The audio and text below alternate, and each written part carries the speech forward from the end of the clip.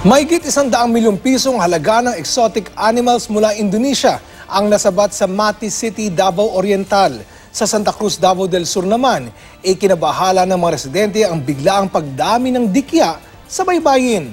Yan at iba pang balita mula sa mga probinsya sa report ni Mark Salazar.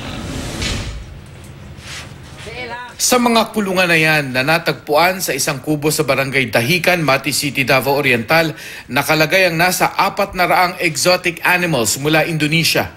Nadiskubre ang mga hayop kasunod ng pagsalakay ng NBI at DENR sa kubo matapos ang ilang araw na pagmamanman.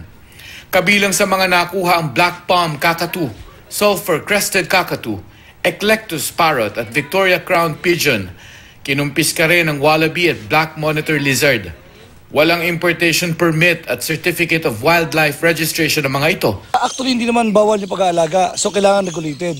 Ngayon, kung magdadala ka sa ating bansa, dapat you must be in possession of an import permit. Ibig sabihin yan, yan ay pinapayagan sa country of origin na ilabas sa bansa nila, at yan ay pinapayagan ng country of receiving country na pinapayagan sila pumasok rito.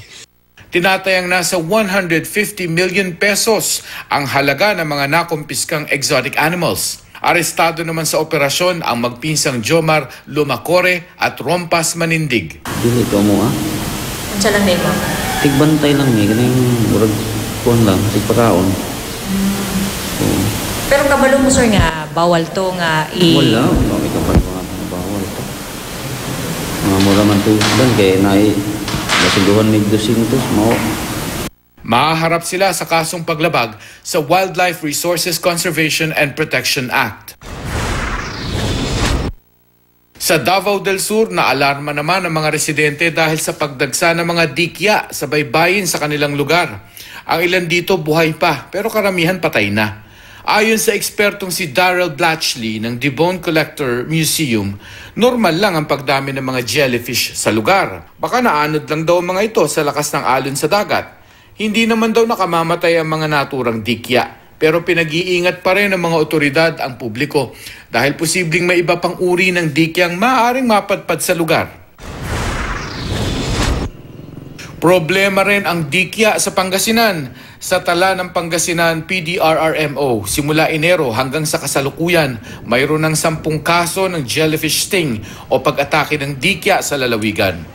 Posibleng tataas pa raw ang bilang dahil sa patuloy na pagdagsa ng mga tao sa dagat ngayong mainit ang panahon. Ayon sa mga eksperto, dumarami ang dikya tuwing mainit ang panahon at kapag nakapitan ito ay maaaring ikamatay kung hindi mabibigyan ng first aid. Isang pan-tropical spotted dolphin ang napadpad sa dalampasigan ng bayan ng Padre Burgos sa Quezon.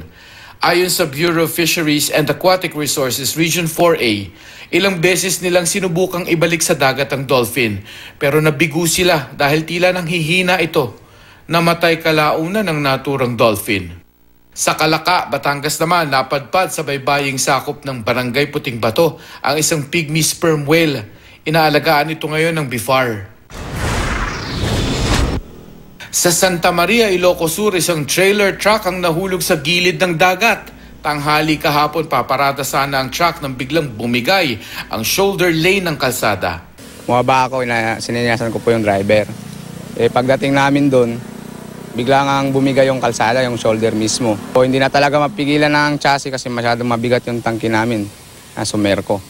Umikot bago tuluyang bumagsak ang truck. Nawala naman ng malay ang driver ng truck pero ligtas na ito ngayon.